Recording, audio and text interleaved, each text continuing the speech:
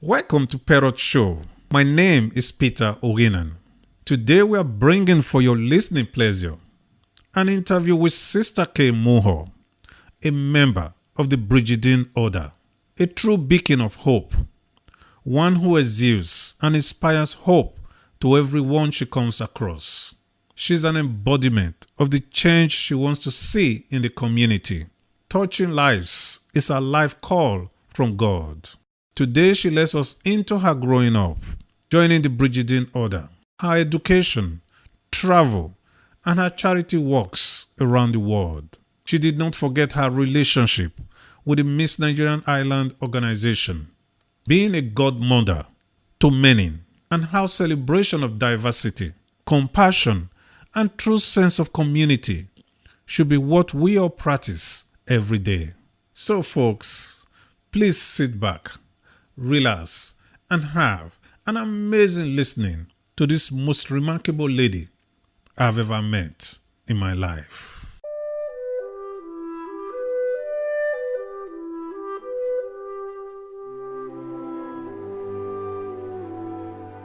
All right, okay, Sister Kay, how are you doing? I'm doing fine, thanks, All right. Peter. Yeah, nice to be in your house again. Oh, thank you, thank All you. right. We are here today to really look at, if we say your life, and if we kind of, try to put it in perspective, looking at the life of a beacon of hope. But to be able to get to the basis, we really want to start from the beginning. I know you are a member of the Brigidine Sisters, and I also know that you are. Yes. A nun. Yes. Yeah. So to be able to get to understand how you became a nun, I think we should look at your beginning as a young girl. Right. So tell us Okay. your beginning. Tell us, Sister Kay, as a young girl. Okay. Well, I was born in Ballyroan, County Laois, and I grew up in a village. And at 3.5, I went to school, which was quite normal in those days. I could walk to school.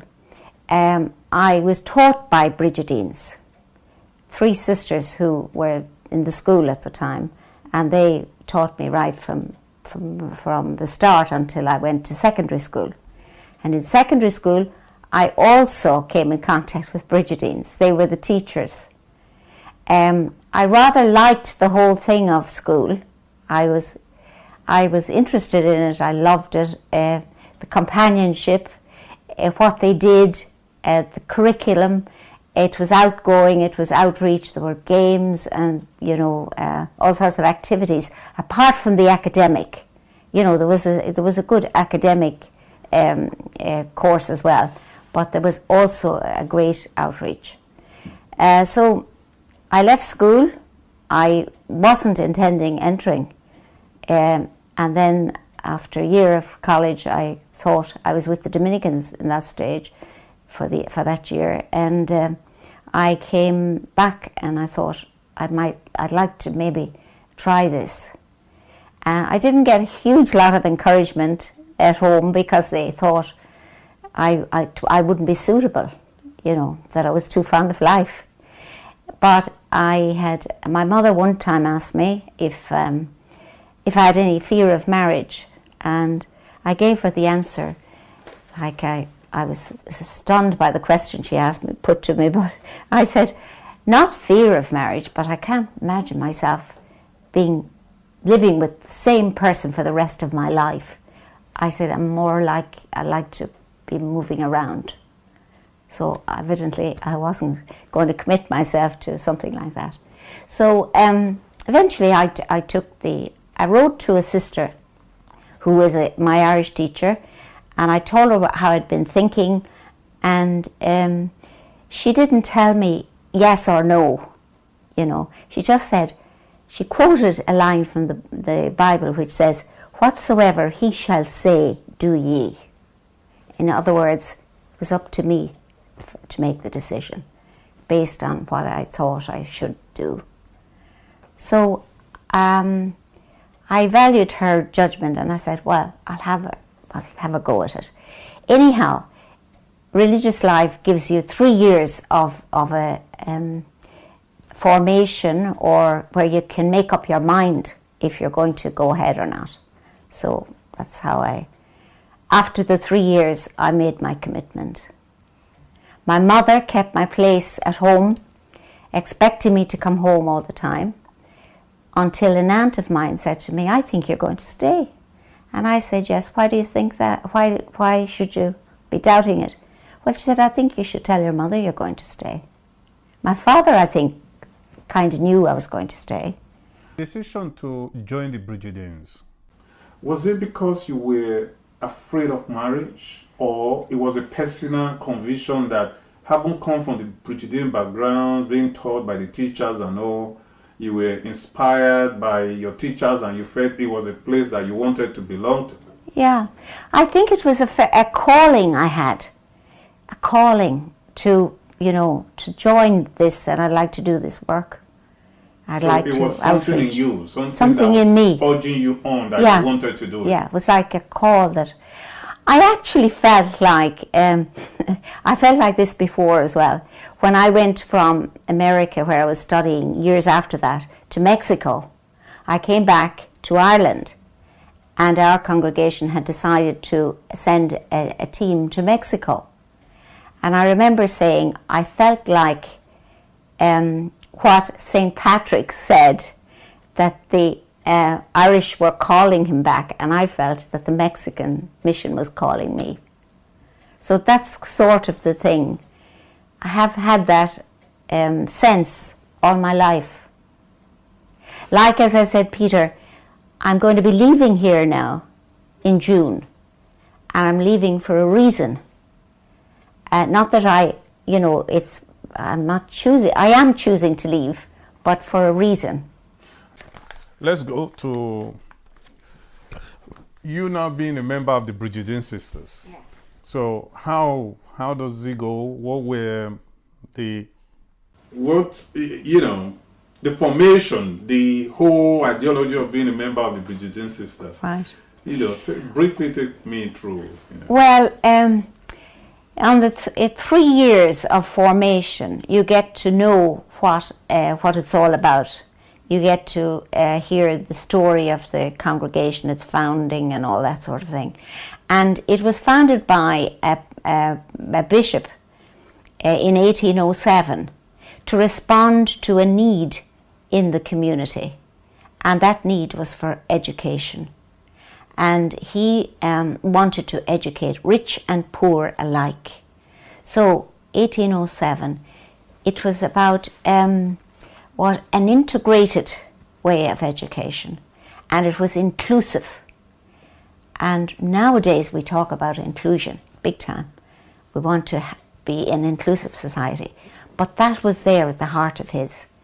And the logo was strength and gentleness. The strength to do whatever had to be done, confidence and strength, and then gentleness, that it was to be with compassion, with a strong sense of compassion for rich and poor alike. And education was the great need of the time, and it was faith education and secular education. So that's what he started off with, Sunday schools, and he had an emphasis on music and culture. So that was the basis of it. So that's what we were conditioned with, we grew up with, and a love of scripture, so that the Beatitudes, I've come that you may have life and have it to the full, and that life for everybody. So that really got me big time. I came from, I suppose you would call it a comfortable, well-heeled family, where we had education, we had food and clothing, and we never wanted for anything. So I saw my parents being very good to people who had less, and we treated everybody, the same. So I would have had a strong ethos of all that from my home. So as I grew into Brigidine, I went to college and did the degree for arts degree and for teaching, and I taught then in various schools. But I had a great respect for students and a great love of them and a love of learning. And, I suppose that has reading and learning and ongoing stuff and encouraging students, that they could always do what they wanted to do. And, focus on what was, that they were capable. And the idea I had was of empowering them, whatever was their gift or their talent. When in those years of formation to being a Brigidine sister, you were actually, it was actually driven down. The message was actually driven down on what the visions are, like the education, inclusion, strength and gentleness. These messages were told in such a way that you understand why you are there and what your decisions are in life as a member of the Brigidine Sisters. You were left in no doubt. I was left in no doubt, but it wasn't an easy road either, because there were lots of challenges. And at the point you had doubts? And doubts, yes. I remember 6 months after I had entered, I went to the novice mistress and I told her that I didn't think maybe that I was in the right place. And she challenged me on that. Well, she said, why do you think that? And I said, well, I have a friend that I was a boyfriend. I said, I can't get him out of my head. I'm thinking of him all the time. And so she said, oh, I wouldn't mind that. That's quite normal. It's quite natural. And once she said that, it was almost, once I had expressed it, I think, it was no longer a problem for me. So, you didn't continue to see the boy? No, I didn't, but I used to get letters from friends who would be telling me about him. Telling me... But the communication stopped with him? Oh yeah, once I went to the convent, I didn't have communication with him until I was professed. And then I did happen to meet him. But at that stage, I had told him anyway that whether I was going to come or go, that he was free and to go his way and I wanted to go my way. But, because he did say, I'll wait for you. And I said, no. I said, I wouldn't want you to do that. Because he was the last person I met before he came to a house party we had on the night before I left. So that was okay.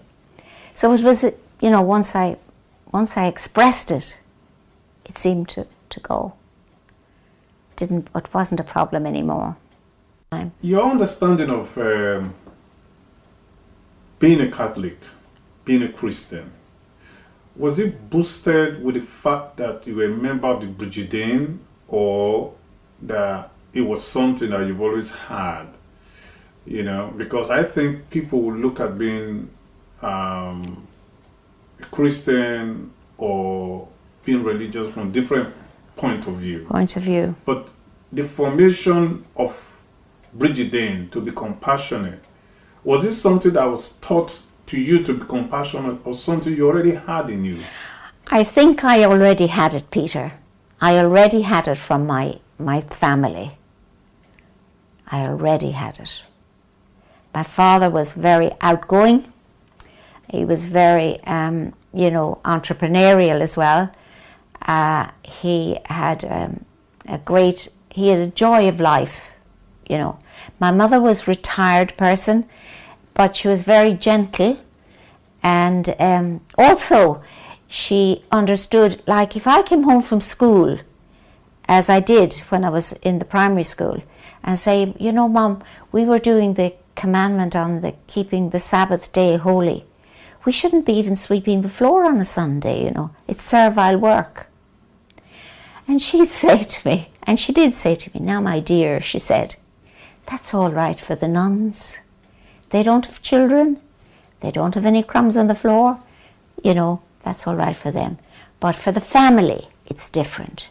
So she'd say, cleanliness is next to godliness, so we'll keep the floor. So I was quite satisfied with that. I thought that was a good answer.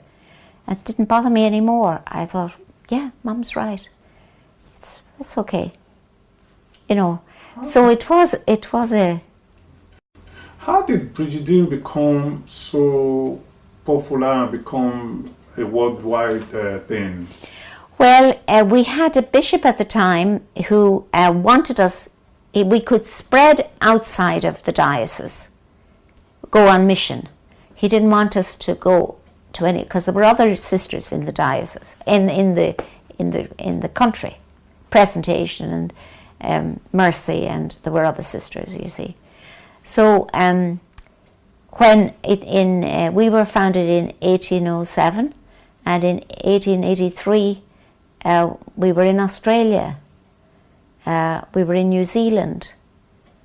In 1939 we went to Windsor, Denby, you know, so it evolved. Members of the Brigidines were going to different places. Yes, so, yes.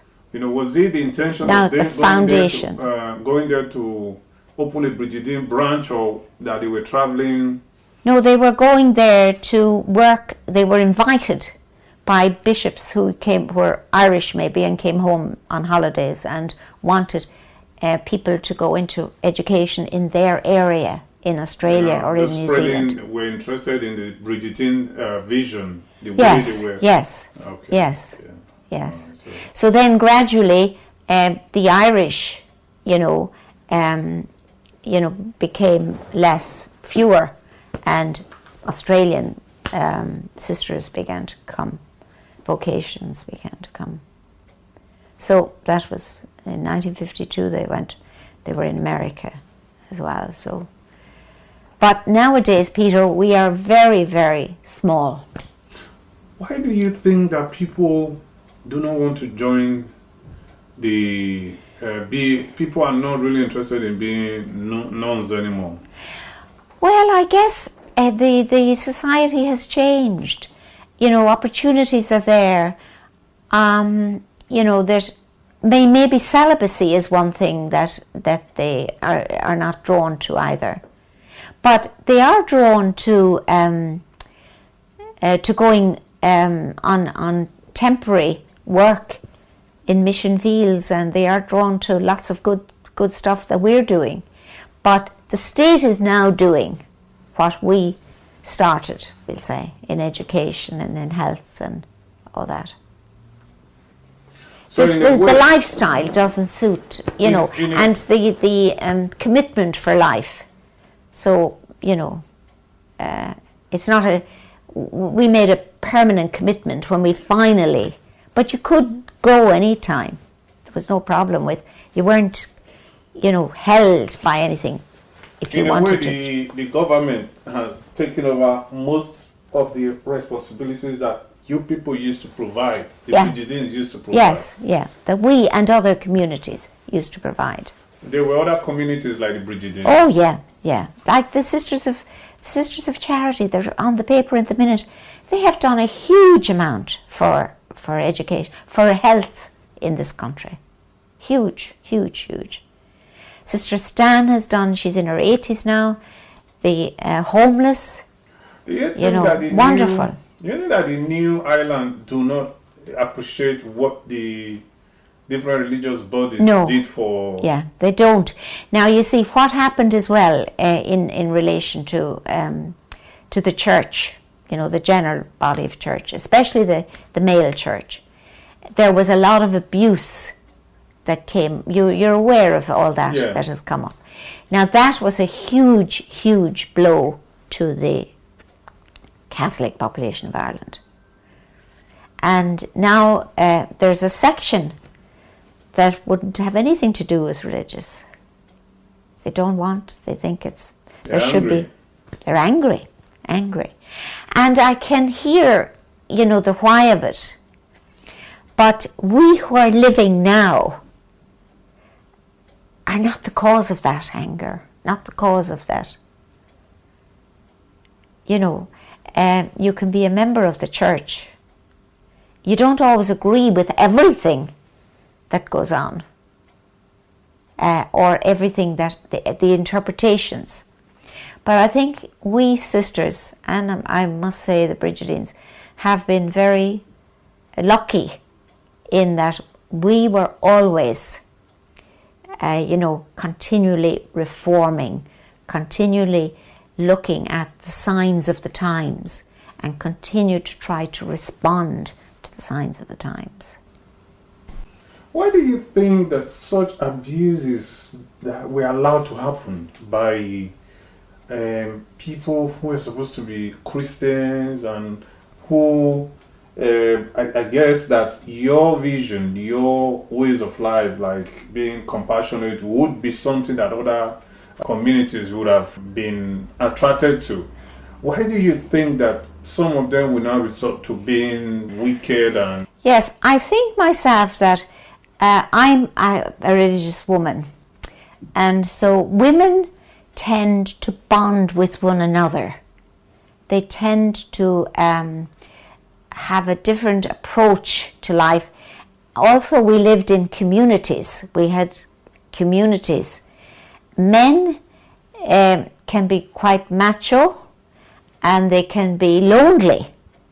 And maybe out of loneliness, we can be lonely too, but out of their loneliness, they may have turned to drink or to, abuse or something like that. I don't know. It's a mystery. It's a mystery. But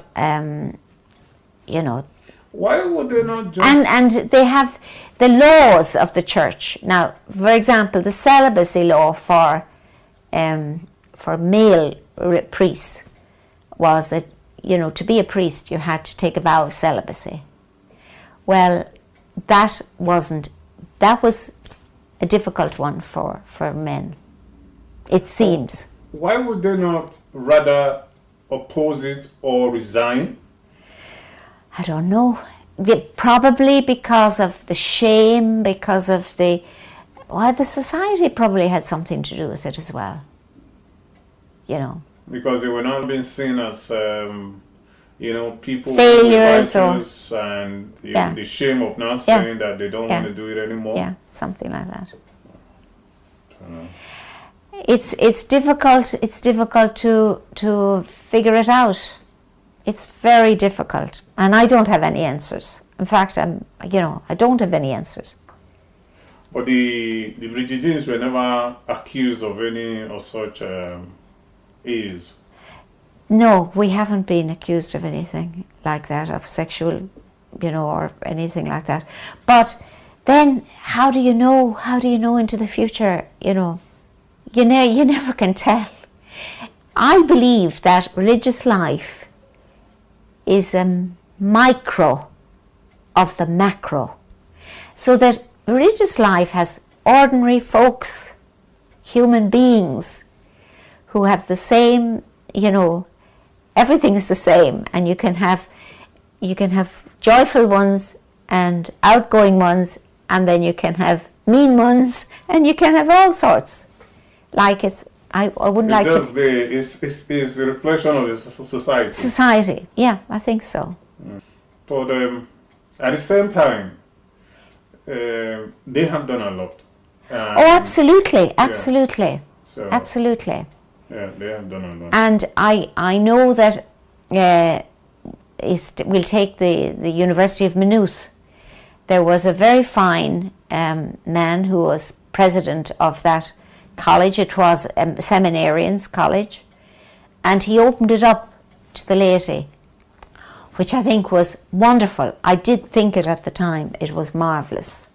We had wonderful people who did extraordinary things in education in this country and in health. But they're gone to glory now, and they have left a legacy behind, which you can do. Let's look at your activities as a human being. When they say that someone is a beacon of hope, it must have to do with some good things that has been attributed to that person. And like I said, from professing to be a Brigidine, you went onto the world to live your life, living with people. Mm-hmm. And that probably means that giving your life to the people. Yes. So how did it start? Where you were a teacher, then what happened? And let's look at some of the activities that you would have, done in your life.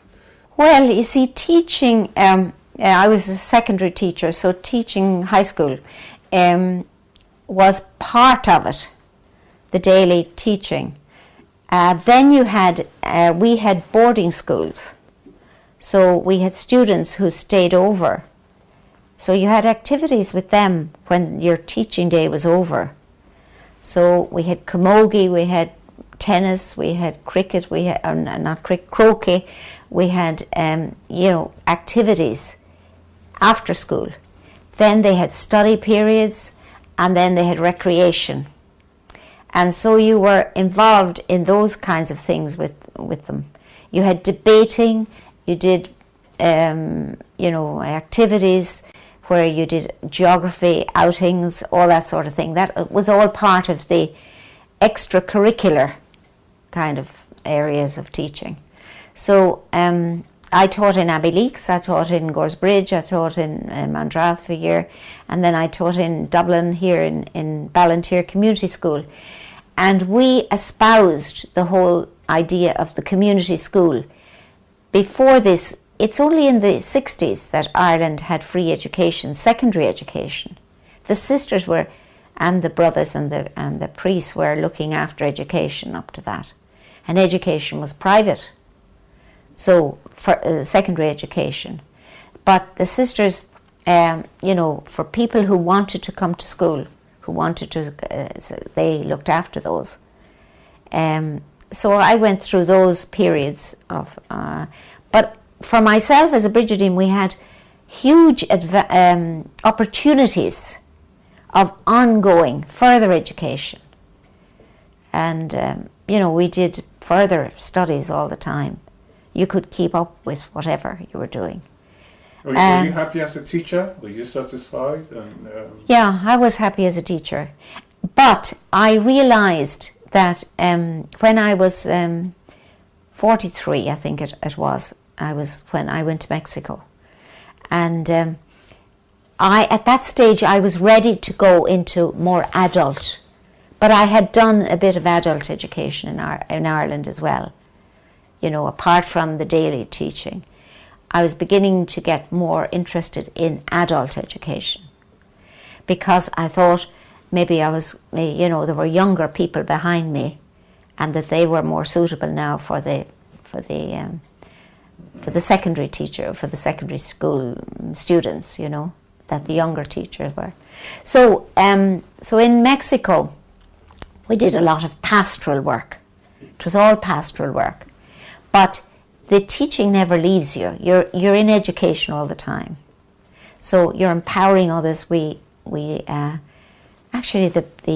even doing Spanish classes, teaching people who knew how to speak Spanish but didn't know how to read it and write it. So we found ourselves in that situation over there with adult groups in the evening. And then we did all kinds of things, just accompanying people in whatever they were doing. We never were leading the cohort, as it were. We were empowering and there accompanying them. So how do you, when you look at your life in Mexico, do you think that you were able to make the difference within the society? Oh yeah, we did make a difference. I know we did make a difference. And people didn't want us to leave. They just didn't want us to leave. But I was in four locations in Mexico. Sort of, we would, a companion of mine, she's in Australia. She and I worked together. And then she went back to Australia and I continued on. But we worked with the laity there then, and even lived with them. You know, they lived with us, we'll say. Whatever was their project, as it were, we were there to be part of it as well. So it was their project, and I remember the bishop saying, now he said, Kathy, I was called Kathy over there, and Kathy, I know that you're not going to be here forever, but one thing I would like, that all that you have done here and all that you have been for people here, that would not fall when you leave. And we said, no, we wouldn't want that to happen. We would consider ourselves failures if that happened. So I said, Bishop, we are working. The people will be well able to carry on. And they were. So what were some of the things that you people did there that you think are still there? Well, we founded a Caritas centre in the city of where we're working, and we got it up and running and going, and now that has been replicated in the diocese 48 times. I was back there last year, 2016, and I saw what, over the years, you know, I've been back a number of times, and I'll go back again probably. But it's about ongoing support and encouragement. And, you know, I'm in touch with the coordinators there all the time. Did you ever see some of the Mexicans that you met while you were there in Ireland? Did they ever come to Ireland? Yes, they have come. Yes, they have come. Do they live in Ireland? No, they don't live in Ireland. No, they live back in Mexico, but they have come. In fact, one is coming again, she told me, I think in January.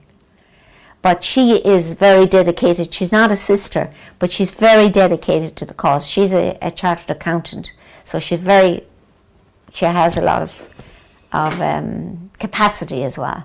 So they bought into the vision.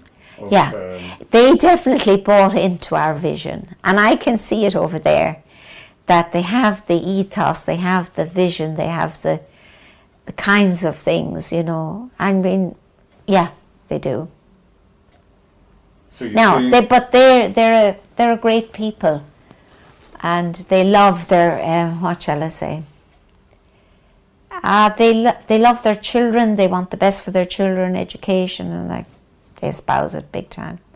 They have their difficulties as well, problems, and you know. But who hasn't? Because when I look at most of the schools in Nigeria, at a point were mostly populated by Irish teachers, and a lot of the initiatives then would have been initiatives that were started by them. Yeah. Looking at that, I think that, you know, they have continued. You must have done in Mexico would have affected the society positively. Yes, I do believe that. Yes. Now, as well as that, I had worked in another area 4 years before I left. The parish priest. I was with two Mexican girls, two Mexican women, and he said, I want you to take care of this part of my parish. It was the poorest part of the parish. Now, about 30,000 people. But he said, we had a good talk about it. And I said, well, we will, you know, walk with the people. That's what we will be doing. And he said, I will introduce you. I'll say that you're coming here now, and you're going to be living here in this area, and that you're going to be doing, you know, taking part of my role. The sisters are going to do that out here. So he encouraged us, he supported us, and we had a free hand. And he did say to us now, they want to build a centre. They want to build their own church, and they want to build their own meeting rooms and set up a centre. And we said, that's fine. We'll work with it. And so he said, we'll you have a meeting, call a meeting, listen to what they're saying, and then find out how you're going to go about it. So he actually empowered us to do that with them. Well, he knew we had done it in a few other places, so we were happy to move out of places and then say... So you have more of, your vision has been replicated in more than 48 times. Yeah, yeah. But, definitely, you should have a changed society there now, looking at what you have been able to give to the society, the Mexicans, the places that you went to. The places that we have been to. Well, that is true. That is true. Because, you know, I know some of the young people now who were children, 15-year-olds when we were there, have got university education and are well in their own society. You know, they have improved greatly their areas and everything. And when we set up this centre, we used to meet another group, based Christian community group, an educated, you know, group, and the architect who was Mexican, teaching in the university, and he heard me talking about what we were doing in the area, what we were trying to get going. And I said, they tell me that they did have plans drawn up by an architect, but they didn't get approval from the bishop's house. So they were disappointed because they had raised a certain amount of money and there is no money now, you know. And after the meeting, he came to me and he said, Kathy, I'm an architect. Have all my family are raised. I'm still working at the college. I will go in with you on this project and do up drawings for you, pro bono. And I said, Julio was his name. He's in heaven now. He died a couple of years ago. And my God, he was superb. So, you see, it's about knowing, you know, just maybe talking about what you have in mind, a vision or whatever. And then somebody comes along and says, yeah, I'll help you out with that. And all these things you were doing, you were never paid, rather you were putting money. We were not paid, no, but we were putting money into it. Well, part of the, we had free board and lodging, we'll say. You know, we didn't, we had somewhere to live. It wasn't ours. To be able to do most of what you were doing, oh yeah, we got a truck and we had got whatever we needed. But that was over time and working. When I came home on holidays, we used to have fundraisers. You know, my family got them together and, you know, we did American tea parties and stuff like that. The Brigidine would... Oh, Brigidine as well. They put a lot of... We had the central fund, all the parts of the congregation collaborated to create a fund, a Mexican fund. Okay. So we had one part of it was for our living and the other was for the projects. So most of it went on the project. Well, we had to have insurance as well. So those kinds of things cost us. But when I think of it now, I say to myself, it was all money well spent, you know. And and then you left Mexico. Then I left Mexico, and I travelled 1 year coming back to Ireland. From Mexico to Central America to South America, to Australia, to New Zealand, to India, and to Africa, to Kenya, to South Africa, to Swaziland, you know. And eventually back to Rome. All these countries. Well, my sister, you see, Patricia, worked with CAFOD, which is the Catholic Agency for Overseas Development. So we worked on this for a couple of years, getting the itinerary. And it was my sabbatical.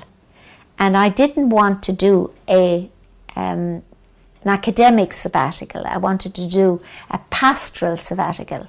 So I went to areas where I had contacts in all those areas of people, of sisters and of others who were in that. So wherever you go, you join the pastoral work there? Yeah. So I did that in you know. And in Peru, one of the sisters who had been with us in Mexico, she was a Mercy sister, and she was transferred to Peru. And she was working, and I did the month there with her and got in. Because I had the language, you see, I could do it in all of... you had the language? You had to study Spanish, it? yeah. Oh, Spanish, yeah, okay. Yeah. Okay. So once I had that, I was... You could move around. Move around. And one time when Patricia was she was ascribed to come over to do an evaluation of a project in Guatemala. And because they knew in CAFOD that I was in Mexico, rather than send another person from the UK with her, they asked her if I would do and be her translator down in Guatemala. So those are the kinds of things that happened that I said yes to, of course, and that it was great and was an experience for me as well. How long did you stay in Kenya? In Kenya, I was just 6 weeks. Oh, 6 weeks, okay. Yeah. So it wasn't, but then CAFOD had an office there, and our sisters were in Nandi Hills. And I stayed in Nairobi, got to know so it was all, but the whole thing took me a year. Then you eventually returned back to Ireland. Yeah. Then I knew one of the sisters in Kenya, actually Anna Cray, who died 2 years ago. She said to me, "What do you hope to do when you go back to Ireland, Kay?" And I said, "I'm hoping to do something with the new communities, with the refugees, asylum seekers, I said, "I have had such a great experience of every country I've been in, of hospitality, I'd like to, extend that to people coming to us." And she said to me, she said, "They'll be delighted to give you that job because they're looking for somebody, personnel we're committed to some finance and personnel." She said, "If you were the personnel, sure, it'd be great." So did you get it? I did. So how did you go? So I put my proposal to the community, the assembly, in this one summer. And I was looking for a little bit more because I was going to do, I had a vision of it being a Brigidine thing. But they got frightened I was looking for 250,000. And I was going to get a place in the Tala area. So that was regarded as huge at the time, But one sister, she's dead since, she wrote to me 4 pages of a letter, and she said, "I think your proposal," I mentioned networking with other agencies in the area and that. And she said, "I loved your proposal. I think my advice would be for you to go down the networking route and come back again with it." And I remodeled it and came back again. And I got, that stage I was looking for 30,000. And eventually I ended up getting that. So that was the start of it. And then I was with Lara Gallagher and Alice Binchy, and they were trying to get it off the ground, but they hadn't got it. And I just said then to them, "Look, I would be very interested in that, and I know my community would too, and I think I could work on it." So they were talking about it. This was in 2002. And I thought, they're talking about this at every meeting and there's no movement on it. I'm going to say at the next meeting, "Look, I'll take that." And so Alice Binchy was very happy for me to go with it.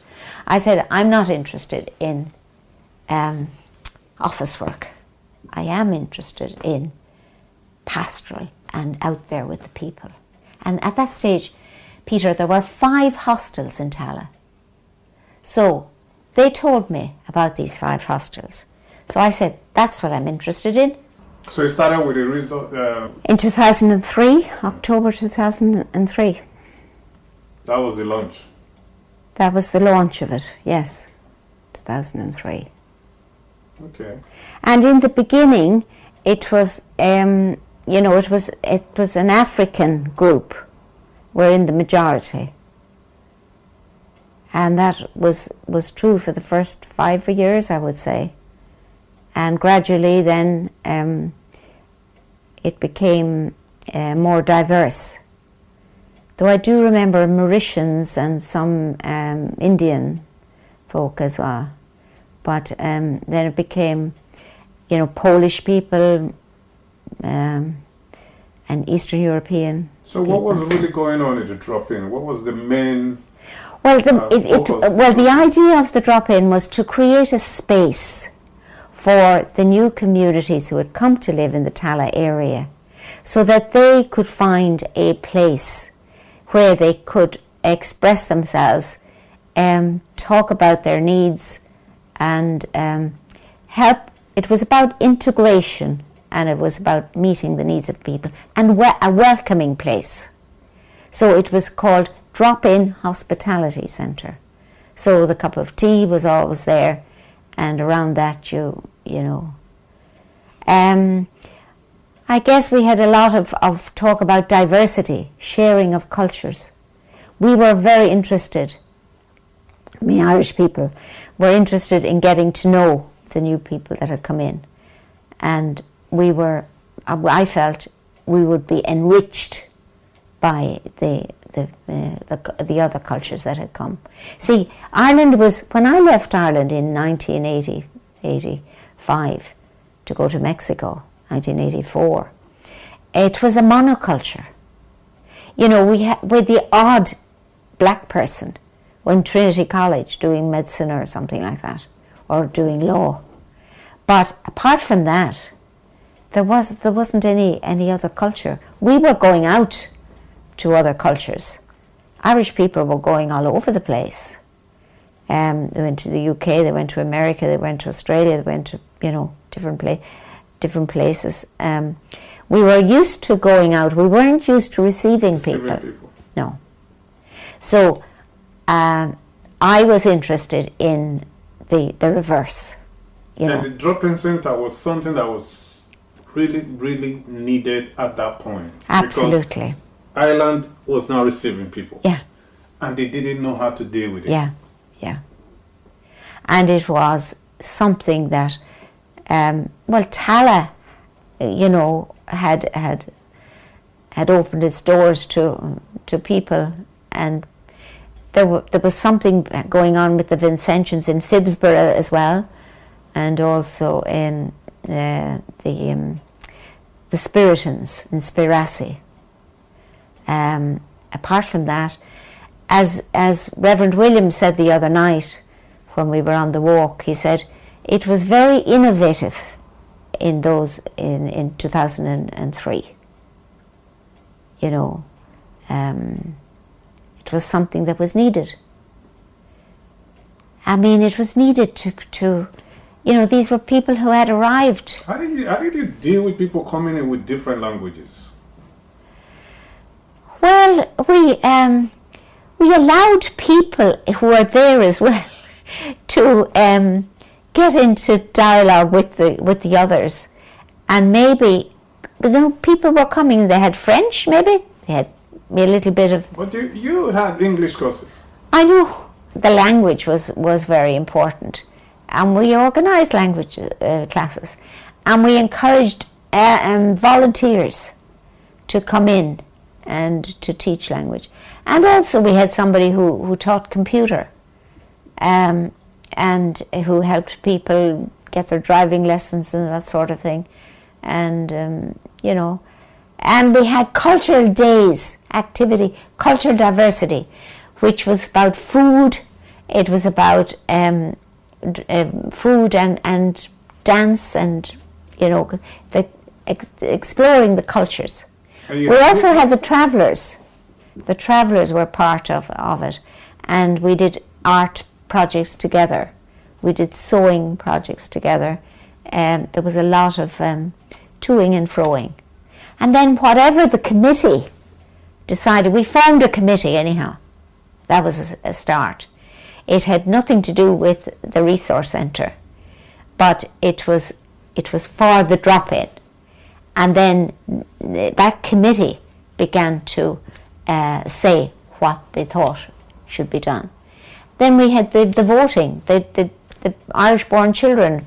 You know, the government was responding in some way and giving, you know, acknowledging, because in our constitution we cherish all the children of the nation.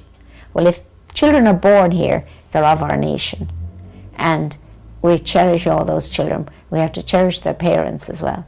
So they brought in, you know, something, and then that was something that we encouraged and helped people to fill in forms and that.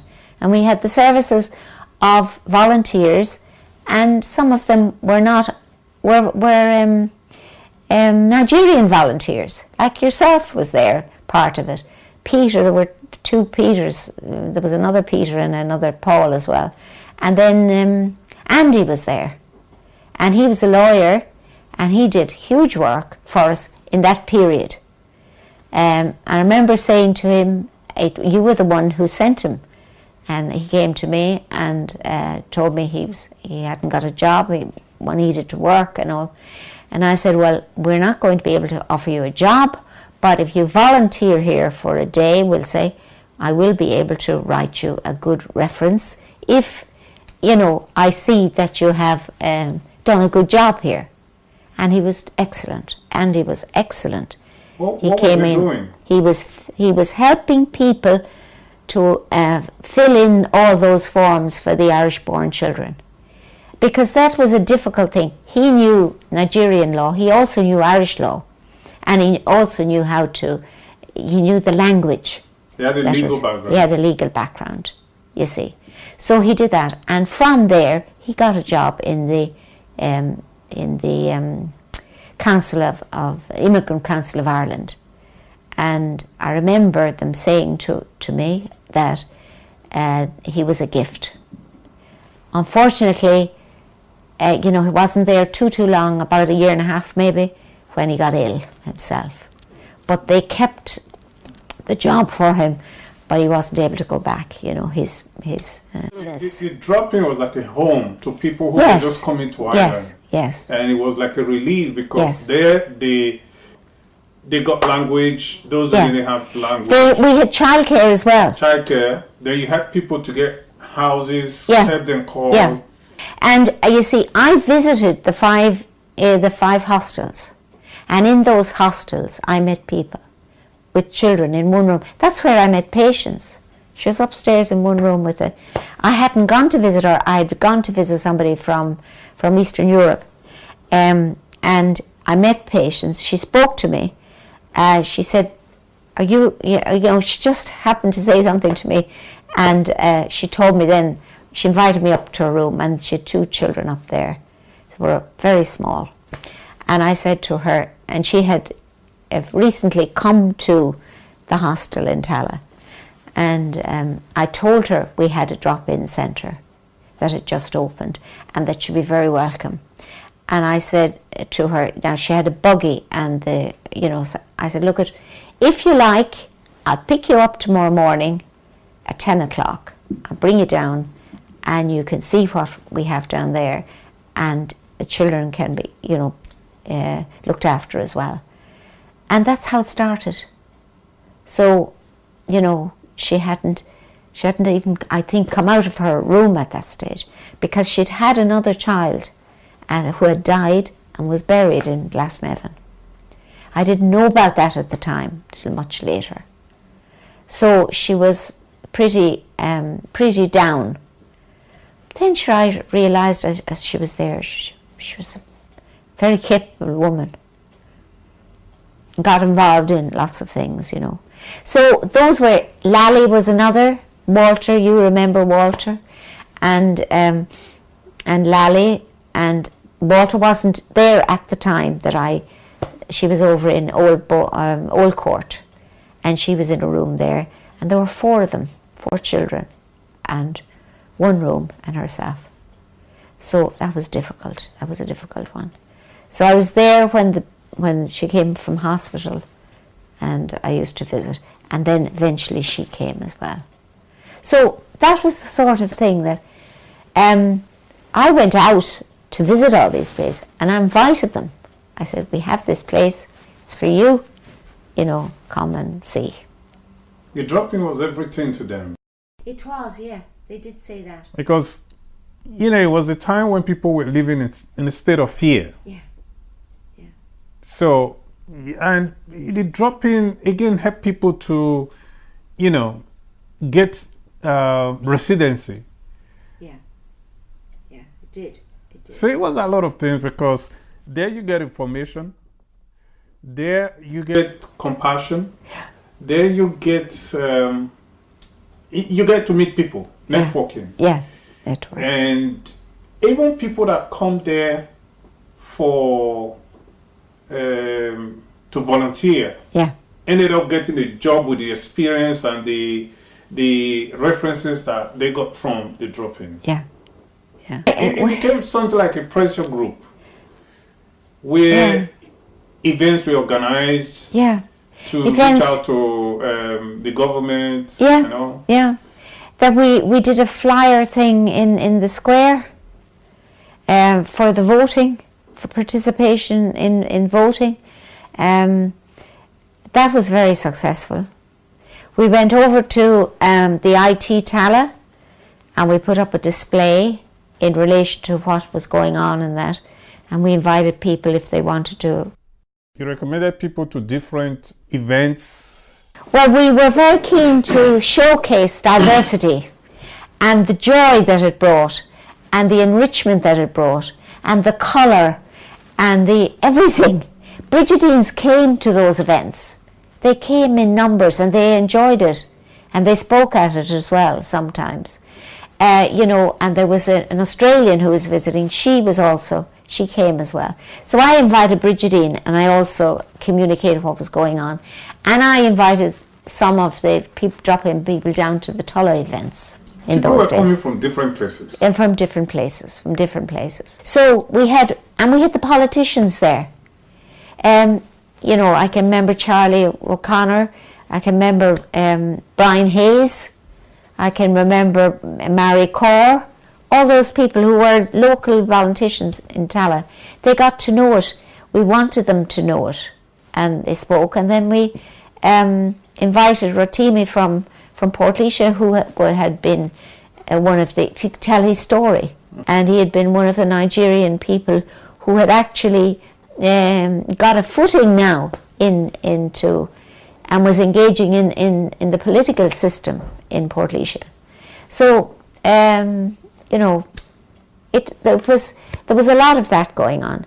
And then inside, we had a women's group on a Wednesday, and we that was for anything women wanted to talk about or to do.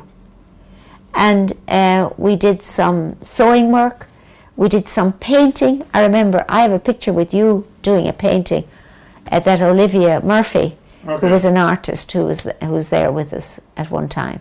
You know, it was that the art centre, we liaised with the art centre, we did things together, we put up a tent.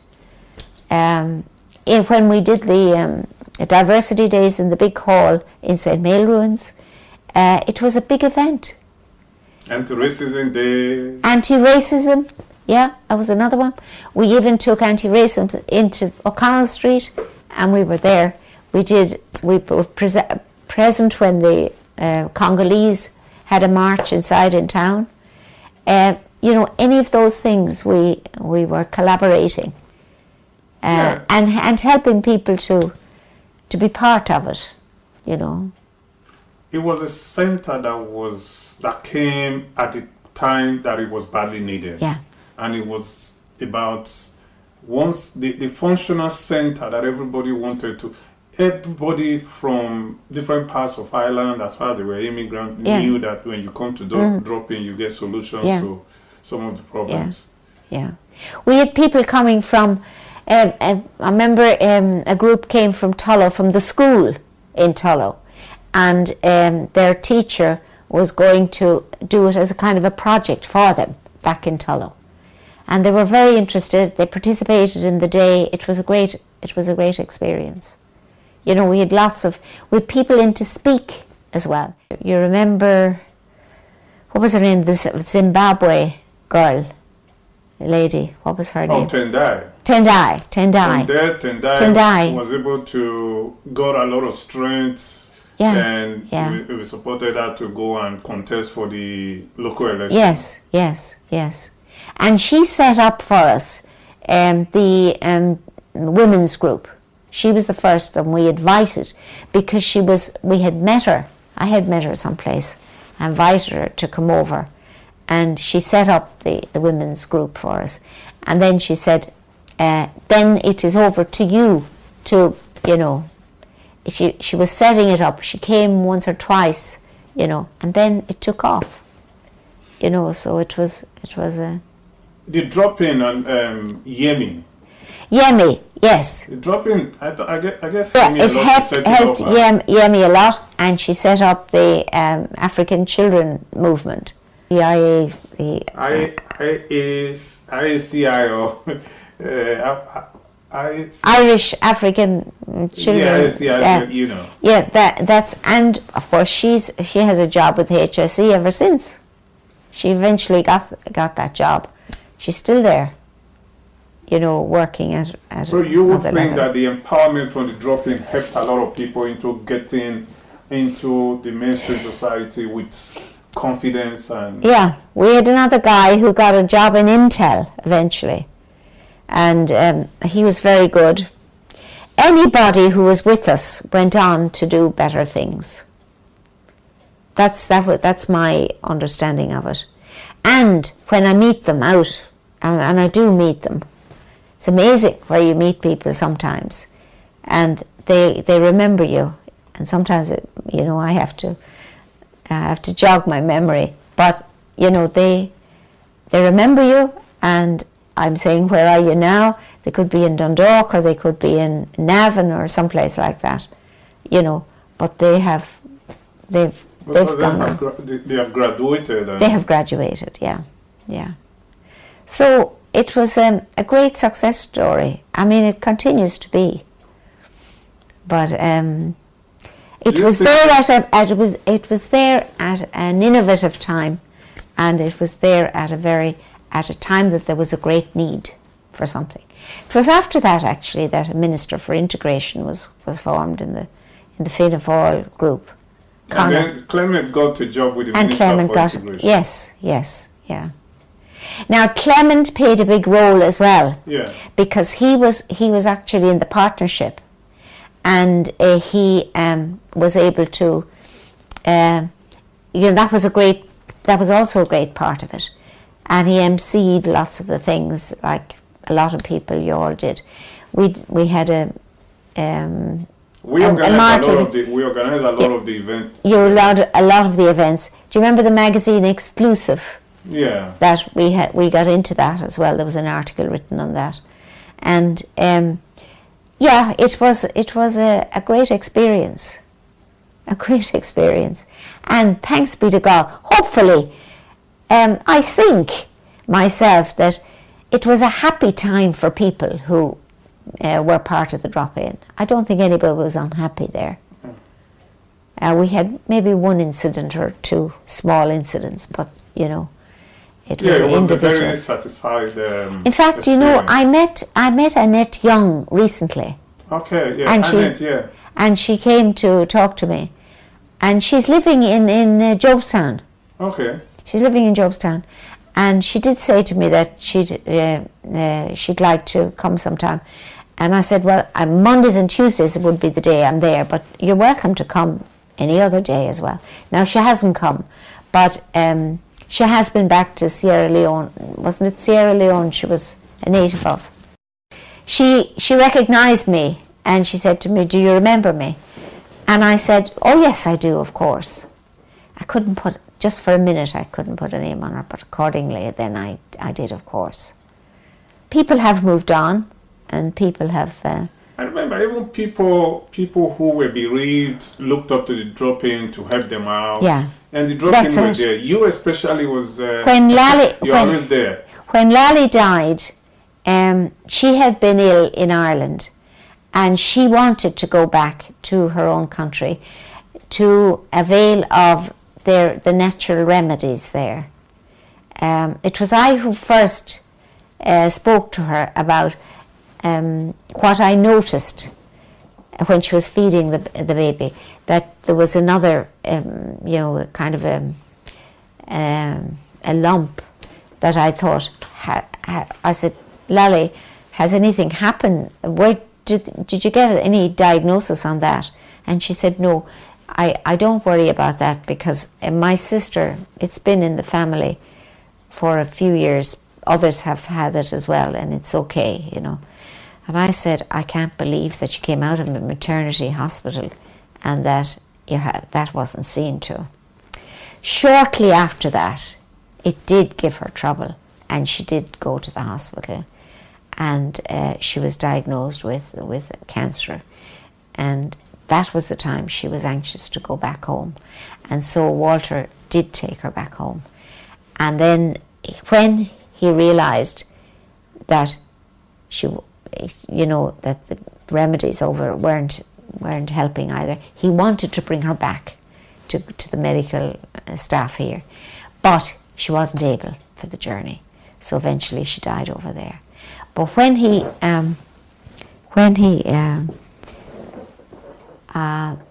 spoke to me then about having something in Ireland, he wanted to have it in the drop-in. He didn't want to have it in the church. He didn't want it. This was where she had her life. That's where she had a family. This is where she had her family. And this was, and you videoed it. And he took back the video to Nigeria with him. He said he wanted to do that for folks in Nigeria. So that was extraordinary. Now, his children were at school in Old Court, in Holy Rosary, and Max and the sister and the priest up there came to the drop-in, as did William. Yemi led the service, and I was part of it as well. And between the two of us, that's how I set up the place with candles, and it was according to what we would have done there. But it was a lovely meeting place for all of us getting together. Now, that was in the early days of the drop-in as well.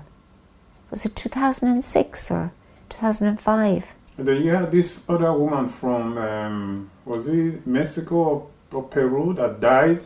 Yes, Mila. Yeah. Yes, I organised that as well. Mm-hmm. Now, Mila was Russian, married to an Iraqi man who had died in 2007. She died in 2009 or 10, maybe it was. I have her obituary still. Yeah, that's right. So we organised that as well. And the priest said to me, I said, "This lady lived here in this parish." I said, "She's a Christian." And her husband, he was new to the place. He'd only been there a short while. So I went to talk to he said, "I don't know her." Well, I said, "The people around here will know her," because she was living in Churchtown. She created community in Churchtown, on the road she was on. They all knew her, and he knew about that. And I said, "So we'll give her a Christian burial."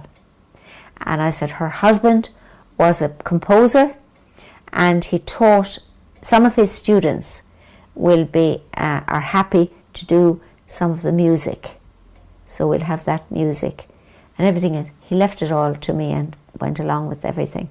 So it was lovely. We had it for the two of them. And they're buried here in Ireland, you know. So those things...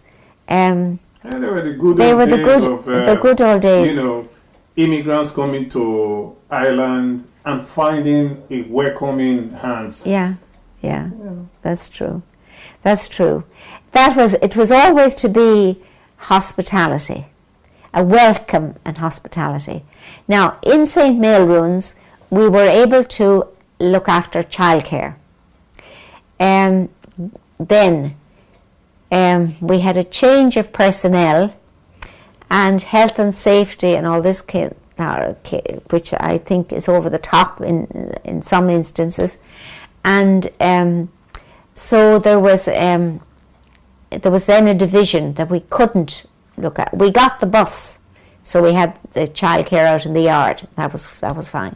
When we moved to the other place, the bus then lost its funding, and we weren't. So we cater for adults now. So how is the drop-in now? Well, the drop-in itself is going well.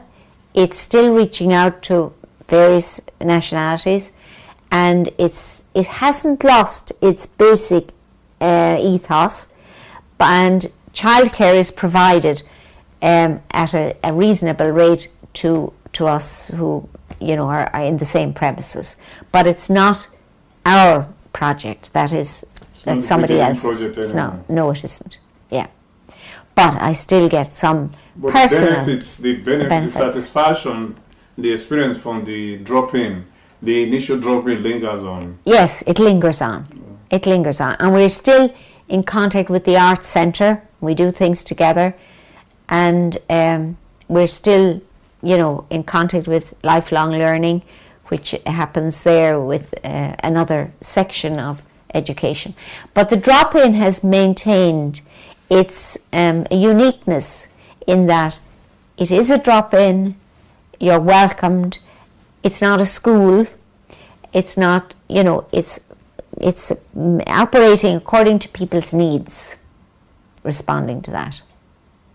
So we have, for example, we have a wheelchair person there who, technically speaking, we don't have wheelchair facilities, you know, for bathroom and all that sort of thing. But this lady was in mainstream, was with VEC. They weren't able to cope with her. She's a cerebral palsy person. But she has grown immensely in her social skills. And she's happy there. And so she was in Jobestown, they moved to Clondalkin, and the father drives her every day to the drop-in. So those are the sorts of things. You know, it has been a satisfied time for you. Oh yeah, it has. I know you are godmothers to some of the children, godmother to some of the That's children. That's right. Yes, I'm godmother to one of your children, Peter. I'm not a great godmother, I think, but I've been happy to. I was godmother to one of Patient's children as well, so you know, I recognise that. But I used to think that I was godmother to some people in Mexico, but in the end I said, look, you're going to have a godmother they're going to be living very far away from you now, so we'll. You know, I wonder in the value of it. And they said, oh, the Madre Kathy, we want you to be that anyway, even if you won't ever forget us. I said, no, I won't ever forget you, but I won't be physically present. I think people asking you to be godmother to their children is an appreciation of, you know, the role you would have played in their life and the kind of person they see you to be. Well, yes, I guess so. That is true. That is very true. And but I sometimes think, you know, that a godmother, well, I suppose times have changed. In the past, your godmother was very much present. You know, she mightn't have been physically present all the time, but she was very present in your life all the time. And it's time, you know yourself how it's not possible to have No, it things is like that impossible. anyway. It is impossible. Anymore. No, it is impossible. Anyhow, so that's it. And then you have your struggles too. Oh, absolutely. Fortunately. You have Yeah. your struggles. Unfortunately, the cancer came. The cancer came in 2009, and that was in January 2009, and I was still with part of it in December 2009. So it was a kind of a wipeout, but I suppose my oncologist did say to me, I said to him one time, I think I have had every side effect in the book. And he shook his head and he said, pretty much. But, he said, you have a positive approach to life. That has been a great help and you've managed to come through. And one time when I had a chest infection, I thought that was gone to the lung. He said, no, this is a right lung infection. It's not cancer. And we'll get through this now with antibiotics. So I want to assure you that that's... And I said, okay, that's fine. We'll manage.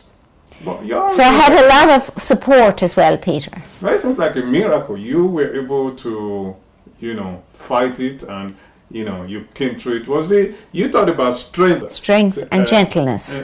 That ability to say, okay, I will overcome this. Was it something that you got from the formation stage, something that's been with you? Because when I see you then, you always have... I look at seeing other people and seeing you and seeing the strength with which you confronted the cancer. Yeah. I think it was a miracle, and it was amazing. Yes, it was. It was. So there are a lot of... If they tell people that you fought cancer, you had cancer, and you are alive like this, people don't believe. Yeah, that's true. That is true. But I was one of the lucky ones, Peter. I was one of the lucky ones. I was not presenting with anything, and I responded to an invitation to participate in a bowel screening test. And it was before I got it in December, and I was going to Swaziland for a short... It was only a 10-day visit to Swaziland, and it had to do with my work too. And so I said, I'll put that aside and I'll tend to it when I come back. I came back and I had another letter asking me if I were going to respond, because they had sent me the kit that you use, you see. So straight away I did it. I responded, and I even delivered it personally myself to the laboratory in Tala. And I went to my GP. I had to... I'd already got a heart condition since 2006. So I went to the GP to renew my prescription.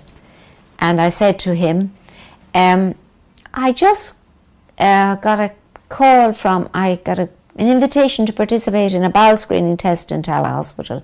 I was wondering how they had got all my data. And he said, oh, Professor O'Moran is pioneering that. He's upping that. And he said he came to visit us in the various clinics here in Tala. And he said it's for a certain age group, between 59 and 69 or something like that. So he said, you came into that category. So he took that's how that. But he said it's voluntary. You don't have to. And I said, oh, I've done it. I think it's a great idea. And I've already left in my samples. Now, at that stage, I wasn't thinking of anything. I knew I had atrial fibrillation, which was an irregular heartbeat. That was being taken care of with the medication. But then, would you believe it, in the end of December, before Christmas, I got the call to say that there was blood in the stools and that I would be programmed for a colonoscopy on the 3rd of January. So the 3rd of January, I went in the 14th of January, I was operated on the 23rd of January. And I didn't know until the 15th of January, what I really did have. My sister, her antenna went up and she said, I don't think this is good news for Kay, but she's not thinking about that way herself, so I'm not going to say anything. And then she rang me from when I was actually in the consultation room with the doctor, and I said to him, I said, this is my sister calling me from Windsor, from London.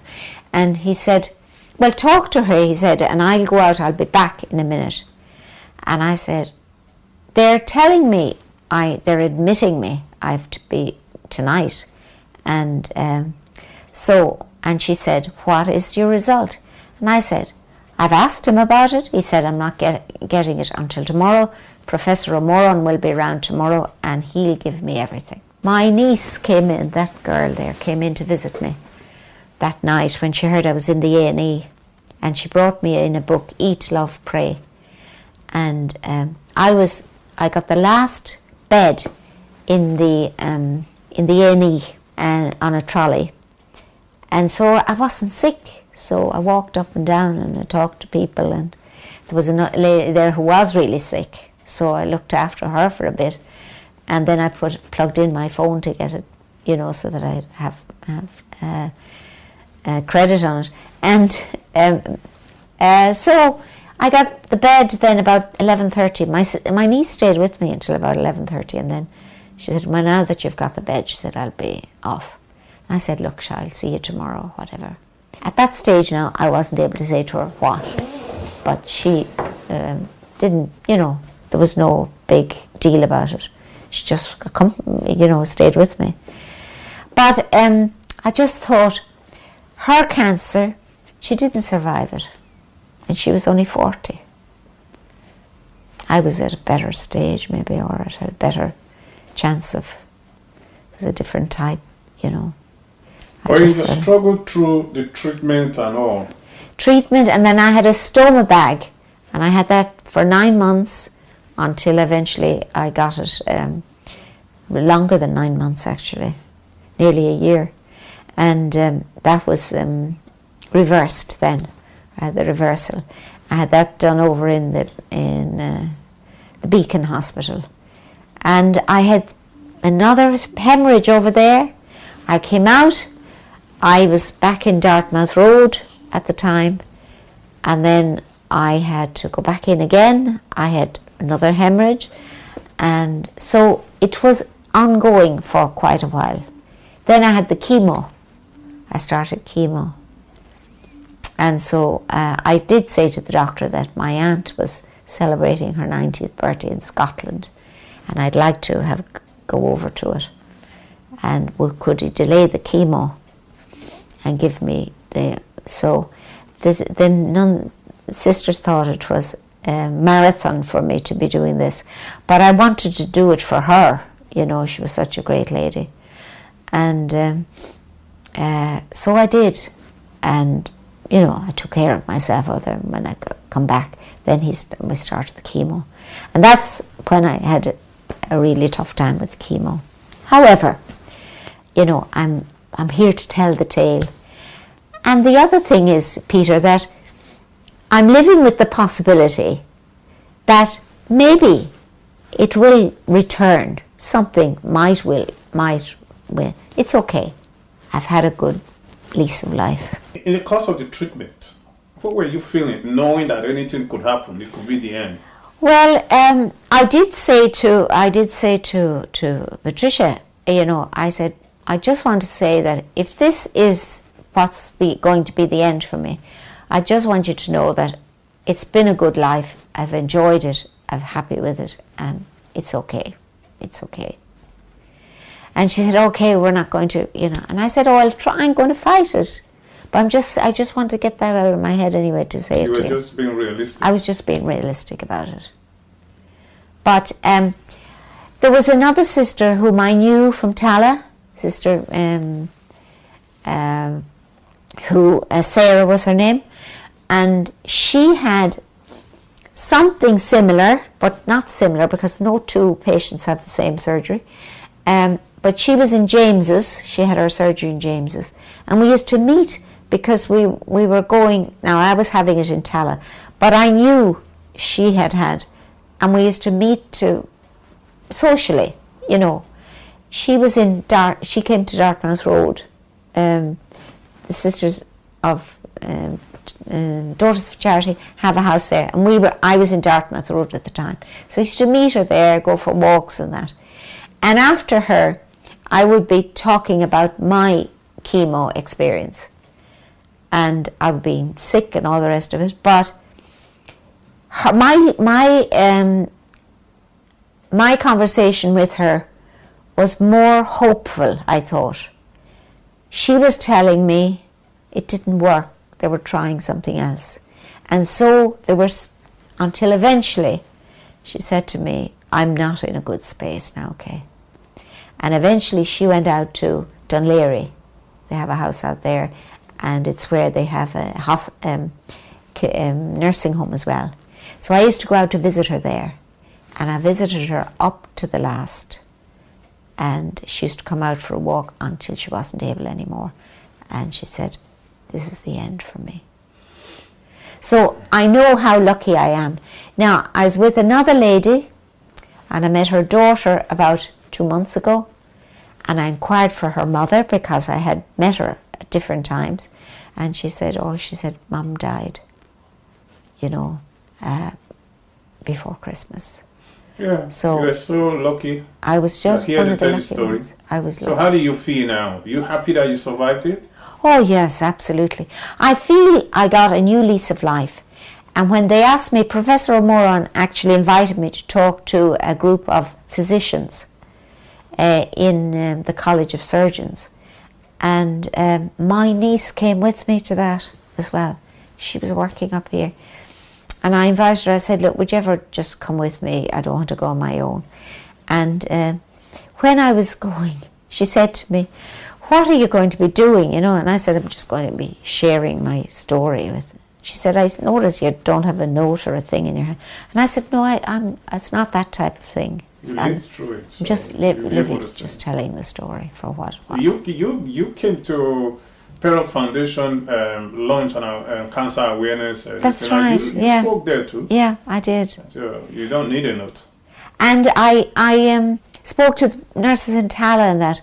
But after this one now, the extraordinary thing about the one in the College of Surgeons was that the professor had given his whole thing on the grapes. He was getting an award. I didn't know that until the actual night. And then he told me that Graves was the first physician to introduce bedside manner into the medical world, So he said since that he likes to have a patient of his to talk about her experience or his experience. So he said, I've asked Sister Kay Mulhall to do that. Next thing, my picture flashed up on the board, and I said to my niece, God, I said, I don't know what. I didn't realise what it was coming to. She said, neither did I, but anyhow, Kay, you're okay. Go ahead.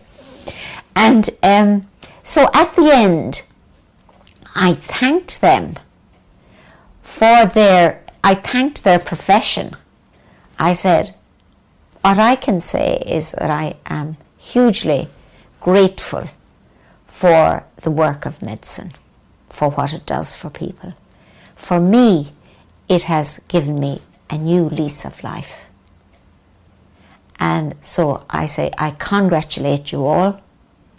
I congratulate your vocation as medics, as professors, as specialists and as consultants. I said, I think, where would we be without you? There was a cheese and wine afterwards, and so people wanted to come and talk to me.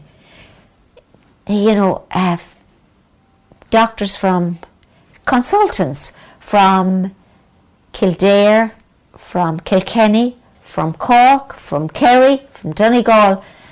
I couldn't believe, it was an eye-opener to me that they were all there.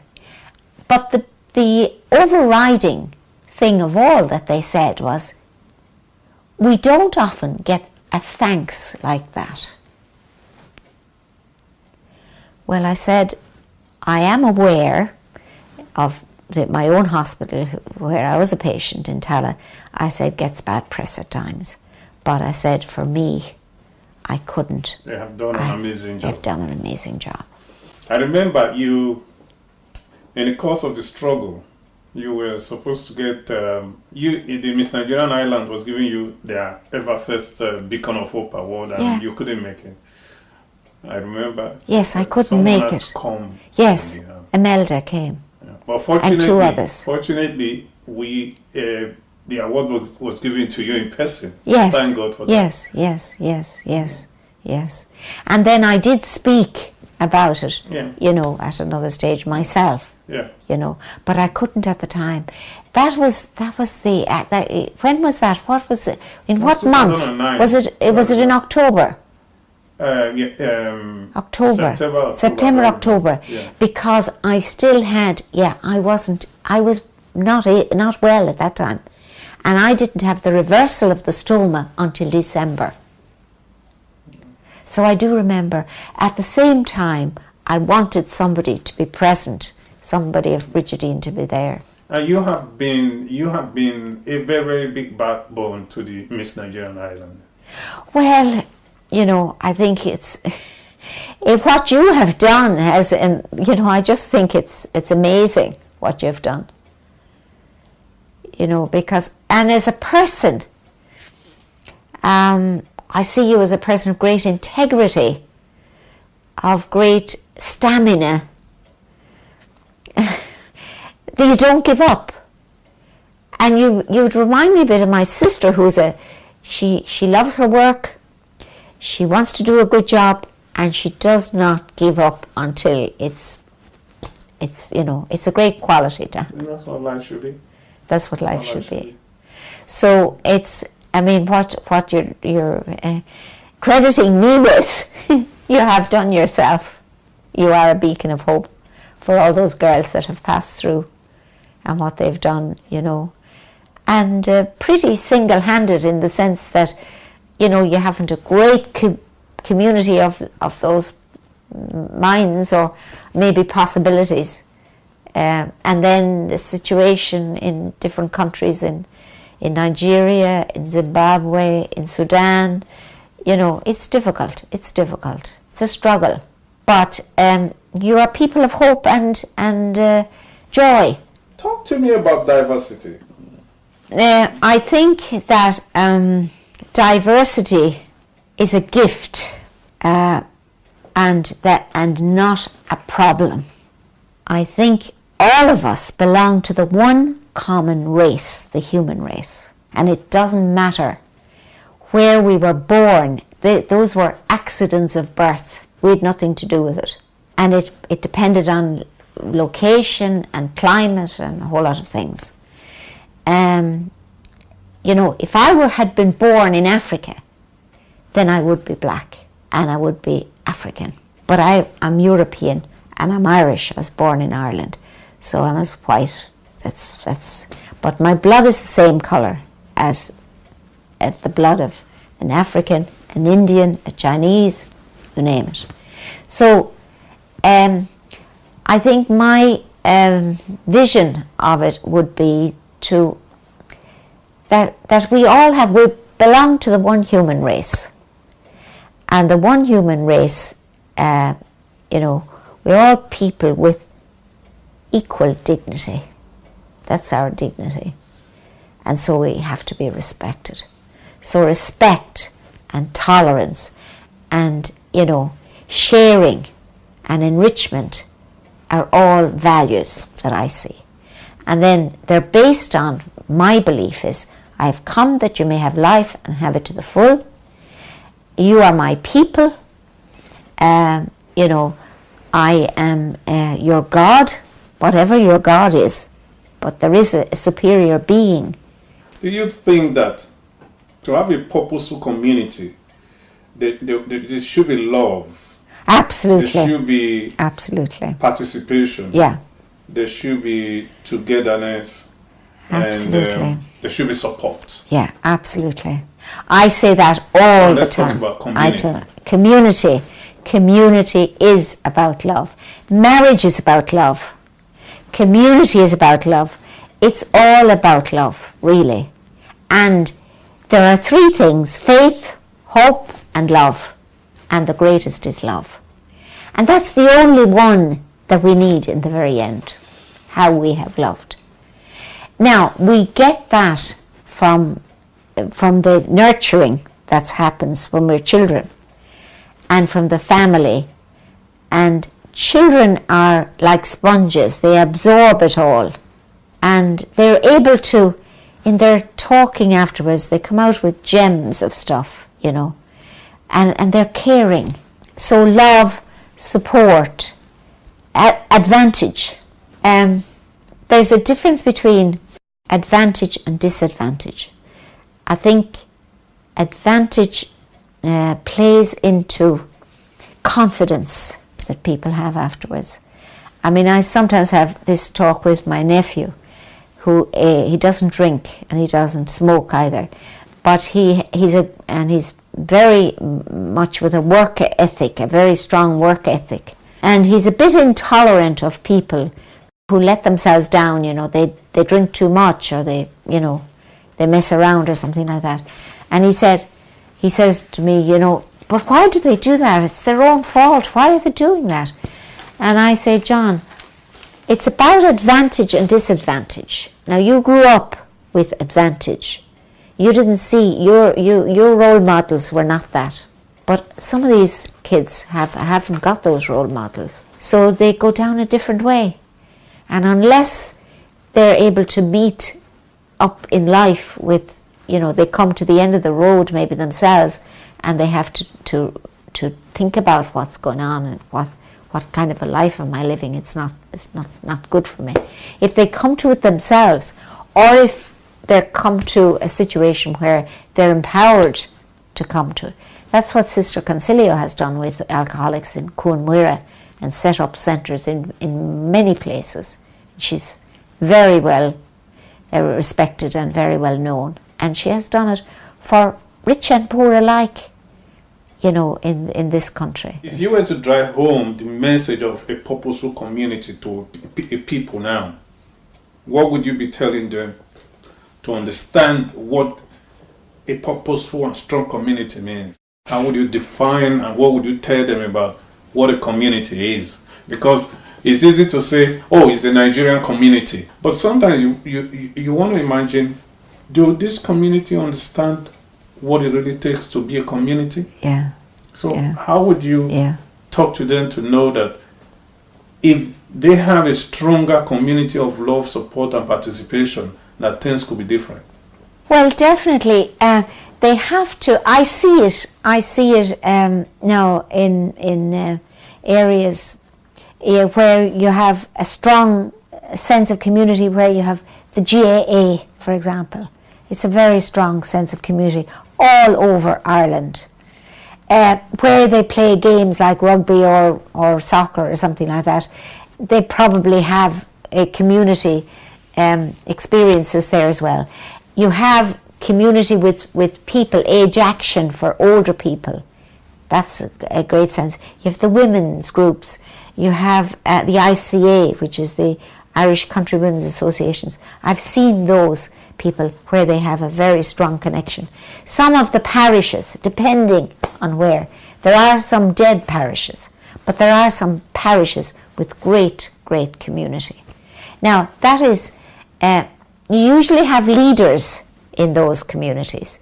You've somebody who has an idea, who's able to get people together. Schools form communities as well. Sometimes with the students, sometimes with the parents too. But you need strong leadership there.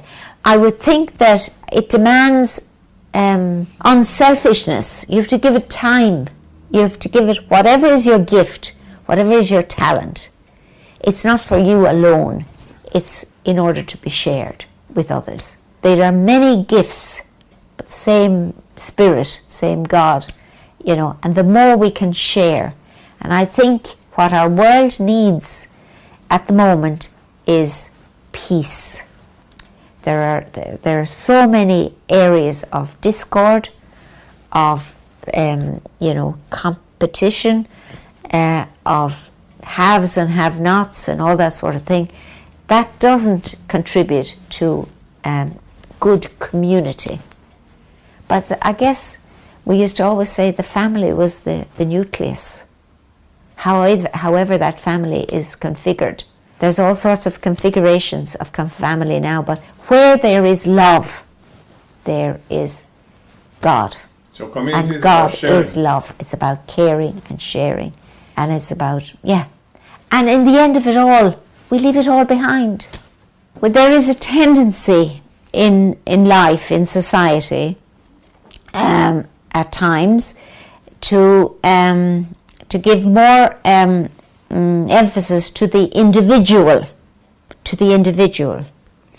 and to being individualistic rather than community-minded. Now, I think what I would be in favour of, we are all individuals, we all have our own personalities, but we are gifted, and it's not just for me alone. We can't live in isolation. We are community people.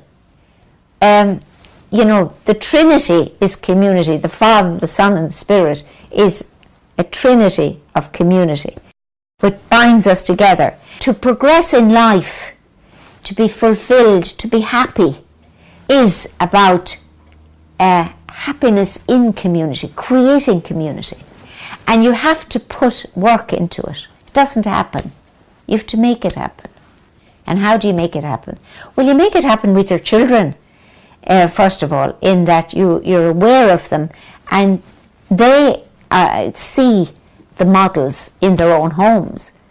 And so helping one another, doing little chores, all that sort of thing, getting praise for it, that's all very good. Sometimes my folks in the drop-in, sometimes, Sharon especially, she kind of worries about me sometimes, that she thinks I'm doing too much and all that sort of thing. But I'm saying, Sharon, this is my vocation in life. She said, Kay, don't take on that or something like that. You should be taking a bit more care of yourself. And I'll say to her, but I'm happy to do that. I'm free to do that. I have all my needs fulfilled. Somebody who's living in, Rackma, and her kids are 4 children living over in accommodation on Gardner Street. I'm concerned about them. I'm trying to further their cause, which eventually will lead them to getting a council house. That's what I do. I don't have a husband. I don't have children, so I'm not weighed down by domestic chores. So thanks be to God, I'm empowered to do that. Can you be compassionate without being selfless? Well, I think compassion really draws you out of yourself. So I think you have to be selfless. Well, rather than have to be selfish, you can't be selfish. Selfish people don't reach out very much if they're totally caught up with themselves. And I do know a couple of people who are religious as well. And they're up there about ideas and theologies and all that sort of thing. But they don't reach out to people. And I say to myself, well, that's not my spirituality. I don't, subscribe to that. It doesn't make any sense to me. But if I see somebody struggling and they're, compassionate and reaching out, that's where I see the real spirituality. So where you have compassion, where you have reaching out, where you have to be unselfish. It draws it out of you, Otherwise you turn the other way. Thank you so much, Sister Kay. It was nice talking to you. But it's always nice talking to you, Peter, because you're an idealist.